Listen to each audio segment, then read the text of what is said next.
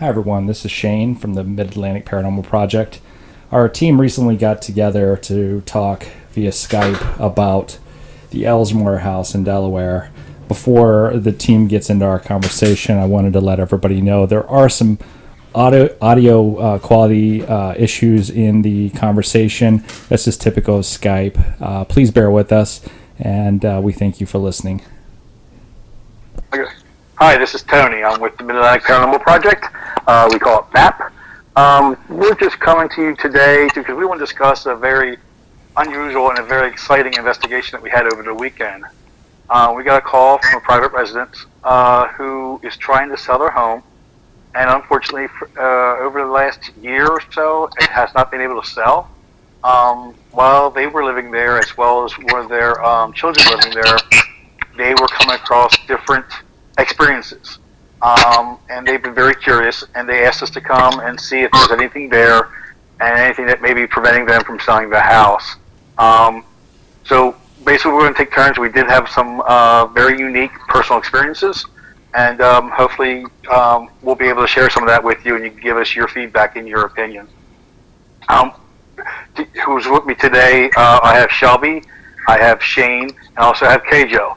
They were all present during this investigation last Saturday. Keijo, you had the first experience. Would you like to share? Sure. I felt when we went into the building itself, it just seemed very still and thick, like it was waiting, like the air was heavy. And throughout the evening, I did have the feeling of being watched. But the first experience was after the homeowners gave us a tour, and we decided when we split up, we would stay together. And two of us were upstairs, and I came downstairs. And Shane was in the dining room talking to the homeowners, and I walked up to the opening for the dining room, and I stood there listening for about a minute, and I felt this tug on my hoodie, and like a tap on my shoulder and a tug on my hoodie, and I had a shoulder bag on my shoulder, and I felt one move as well, and I turned around, I thought it was Tony, and I turned around, and nobody was behind me at all. And that's the first time in about 3 years of investigating that I've ever felt that I was actually touched. And I was completely surprised. Looked all around, didn't see a thing. Wish we had that cameras on, but like I said, we had just gotten the tour started, so we didn't have any cameras set up yet. So that was the. Hey, Keijo, quick question. So, could you actually feel like a finger, or did it just feel like a quick poke, or like a tongue, like a tug on my hoodie and a tap on my back, like right, where the hoodie leans on your shoulder. It was just like somebody tapped me and tugged it, moved my hoodie, and moved the shoulder bag, and I truly just thought it was another member of our team, and I turned around to see what we were talking about, and nobody was there. I was really surprised. Nobody was there. I remember the look on your face when you turned around, like I was coming down the steps at that moment, and you came towards Shelby and I and told us what your experience. You thought that we were right there, but I can tell by your look on your face that you were completely taken off guard. Yeah, it really surprised me. It's almost, you just can't quite believe it. You just can't quite believe it. Yes, that's the first thing. So then we went to unload equipment to get set up. And Tony, I think you had the next one, right? Yeah, I went to go move my car closer, and as I was leaving, I'm looking back, and we're in the back of the house at this time, and I look up, and I could see in the second floor window what appeared to be someone peering out the window looking at us, trying to figure out what we were doing. It was almost like they were scrunched down, and their hand cupping their forehead as if they're trying to look through the glass. I immediately tore into the house, trying to see who was upstairs. I don't think I ran that hard in so long. But as soon as we went up there, Shelby came right behind me. We got up there. It felt very heavy. Shelby, correct me if I'm wrong, but it felt very heavy in the room. Yeah, it did. I then left my phone up there. Since we didn't have any of the equipment unloaded yet, I left my phone up there on record. Haven't gone through it yet, but I'm dying to go through that. But want to find out if we picked anything up while we were setting up. But I swear it was plain as day. It was like someone was peering through the window. I had to take a double glance to make sure it was the house, because it was a row home. So there was a house in between. The home structure was nestled between two other houses. and I wanted to make sure that I was looking at the right house and the right window, and it's plain as day. Somebody was up there. There's no curtains, and it was plain as day. Someone was peeking out right up there. When we got up there was nothing there. Yes, He came running. Yes. Yeah, he was definitely running. And one of the things that we want to make sure everybody understands is that this house was completely empty. The owner is actually, I think maybe you mentioned this already, but she is trying to sell it. So there is nothing in the house. It is completely empty, including the windows. There's nothing on the windows that would be kind of perceived as something peering through the window. And no curtains, no blinds, nothing. No furniture.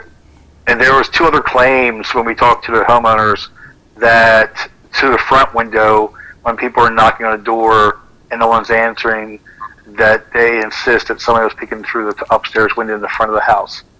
So that to me gives some value to what they were claiming before. I haven't shared this with the homeowners yet. We want to go through the evidence a little bit more closely, but I think it's just too coincidental that we were able to witness and experience the same thing that they've said they had at least two other incidences at the front of the house, so they peering through a window.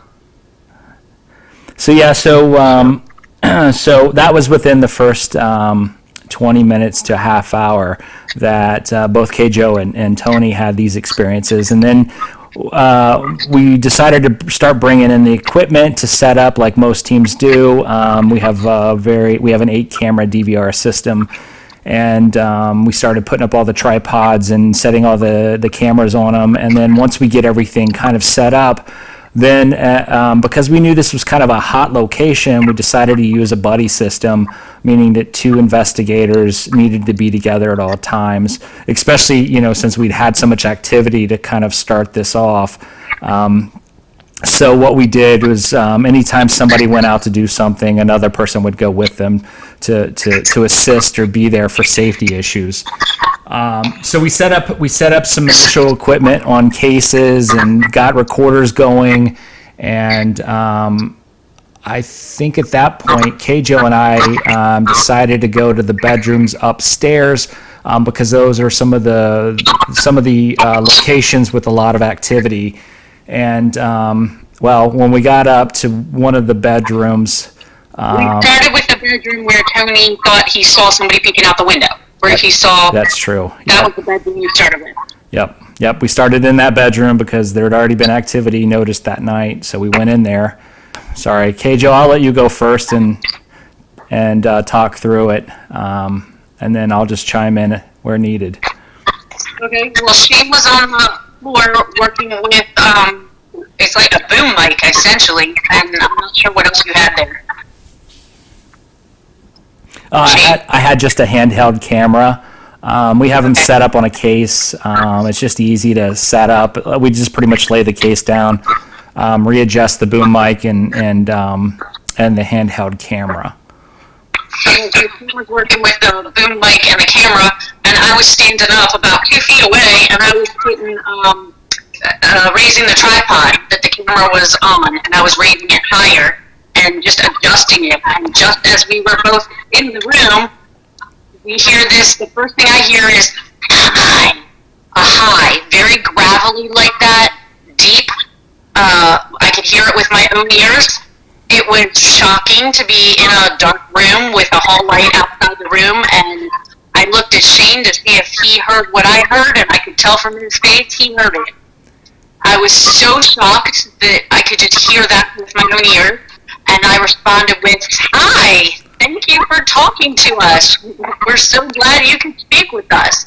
But it was just shocking. It felt to me that the voice was coming from right next to me, right at the door, and just somebody standing right next to me saying hi in a very gravelly voice. After this happened, of course, Kendra and I had a lot of discussion, and we're still talking about this to this day.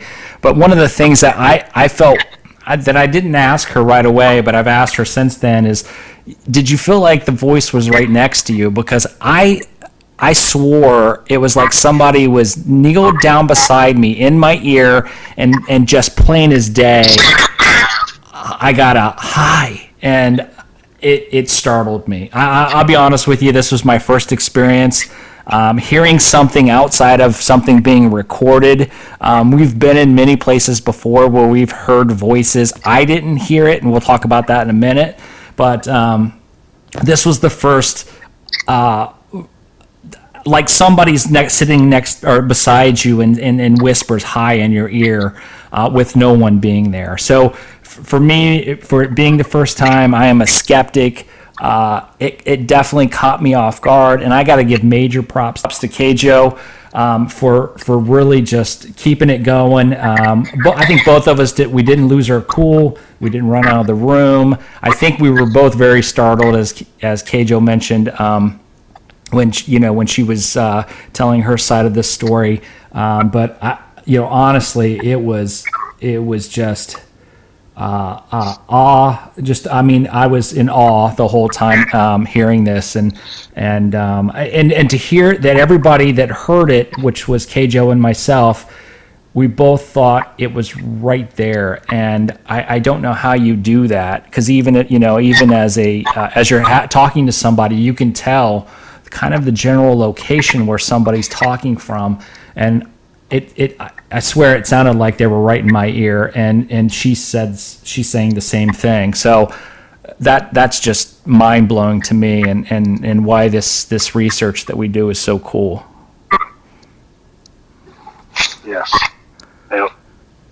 And we actually stayed a little bit later that evening to even go through some of the audio to see if we could pick it up on the recorders that were going at the time. Shane, do you want to go more into that? Yeah, so we're about to play you a clip of what actually we heard. Now, I got to preface that both Keijo and myself, and we both, it doesn't sound like what we heard, but you can definitely hear the high. We both said it sounded a little bit more gravelly in the delivery than what we're hearing on the digital recorders. But we're going to go ahead and play that for you right here, and then we'll come back and talk a little bit more about it. Which room? The hallway? Right. Or the back one where he saw the thing first? Or this one? Yeah, back left. Left street. Should I put it in the corner?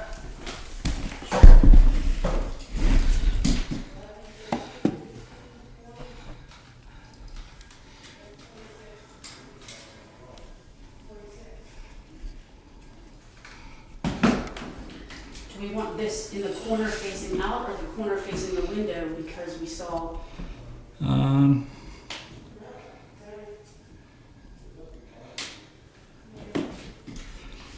right. Come on. This is point 3 up here.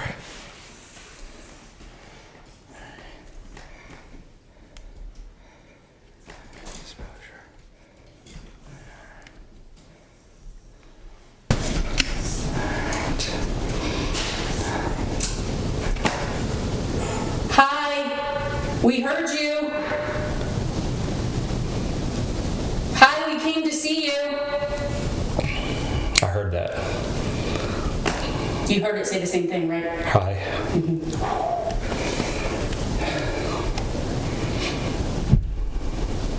Every hair on my arms and neck and head is standing up right now. Mm-hmm. So you just heard it, and we hope that it lived up to the hype. I know we kind of teased it on Facebook, but that was crazy to hear that. What was your guys' thoughts when you heard it?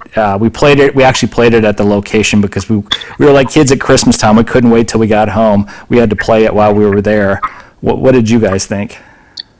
Yeah, I remember at first we couldn't actually hear it, and then we got more in depth of it, and then we all were just shocked. That's what my reaction was, shocked to hear it. I was surprised that it sounded so much like a whisper.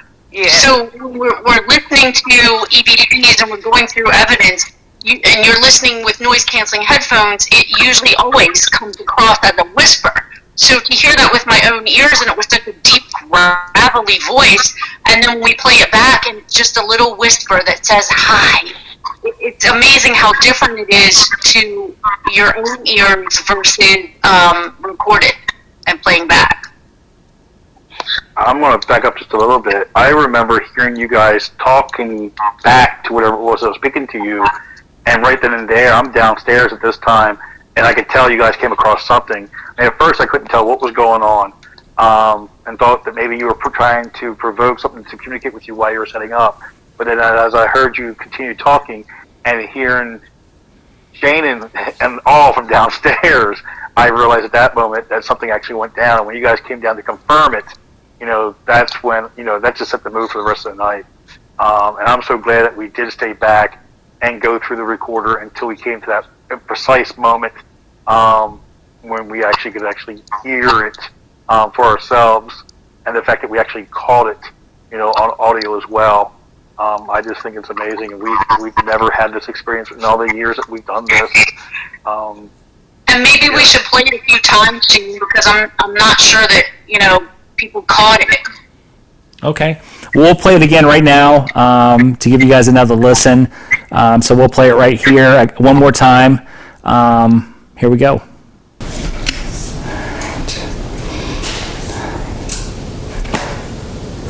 Hi, we heard you. Hi, we came to see you. I heard that. You heard it say the same thing, right? Hi.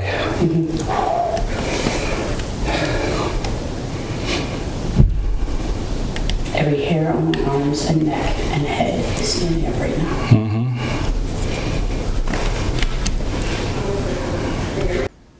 All right, so hopefully the second time you got it. If not, you'll have to play this again. Yeah, Shelby, comment below could you hear it? what you guys think. Tony and Shelby, could you hear it? Yes, definitely. Yes. Okay. Yep. But this night, it was full. It was full of events that night. Going on from that before we, actually went lights out and started the investigation. We could tell that Shane wasn't feeling too comfortable. Constantly coughing. You could smell almost like gas fumes in the house. At one point, I was really strongly believing that something was trying to stop us from doing the investigation. The fumes got so bad that we all had to go outside for a minute or two to get a breath of fresh air. We were out there probably for about 5-10 minutes. Then when we came in, it was, relaxed again. We couldn't smell it as bad. Don't know what it was. We had nothing to contribute that to. But I do think it was some type of sign or some type of interference. But whatever happened, it did stop. And we were able to continue throughout the night. Yeah, Shane, do you recall how you felt when that was going on? I think it affected you the most. Yeah, I felt, the moment we walked into the house, I didn't feel good at all. I had actually had, and I'm not sensitive. At least I don't think I'm sensitive. I think the more we do this, I seem to get a little bit more sensitive. But I've kind of had a bad feeling about going to this location we were supposed to go a couple weeks ago, and it got canceled. And I was actually, for the first time ever, which I'm never like this, I was kind of excited that it got canceled. And then it was back on the books again for this past Saturday, the 1st. And so when we showed up, I was dreading, and the more and more that the homeowner talked about her experiences, just more dread came upon me.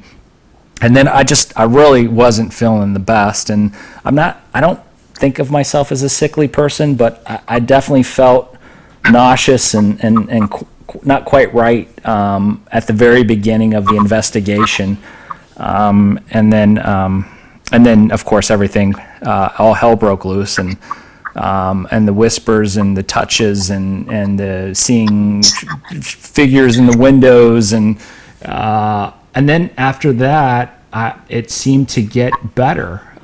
So I don't know if it was trying to attach to me or what was happening, but boy, it was quite the night. The first hour was almost like it was hell for the first hour, and then it got a lot better. But that's how I was feeling about it.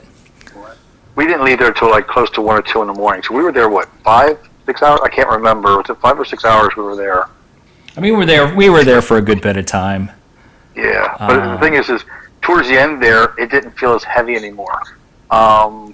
Whatever was there, I believe, may have gotten used to us. I don't know, but it felt lighter and not so restless as it was when we first got there. At least that was my personal experience. I agree. I think it did get much lighter as the evening went on. And maybe that's because we spent a lot of time after we heard the high. We spent a lot of time saying this is what we're doing. We have cameras, we have voice recorders, and we just explained as we continued to set up what exactly it was we were doing and why we were there. We introduced ourselves. We said what we were wanting to do and how curious we were, and it seemed like it got better from that point on. Yeah. Shelby, what'd you think? Yeah, before I even got there, like, I wasn't really too thrilled to doing this whole thing. But when I got to the house, I just stood in the corner and I just felt uncomfortable. The heaviness of everything that's going on around the house while she's telling a story. And then just throughout the time, I had the same thing. Like, it felt lighter. Like, the heaviness was going away. So, basically, I felt comfortable towards the end of the night. Didn't you say you felt like you're being watched? Yeah, throughout the night, I felt like I was being watched in certain rooms, upstairs and downstairs, in the basement. But it felt like someone just kept their distance, watching to see what we're doing. Yeah, I agree with that too. Because we were talking about that in the basement. I felt like someone watching us right down the hall from the basement. Mm-hmm. So.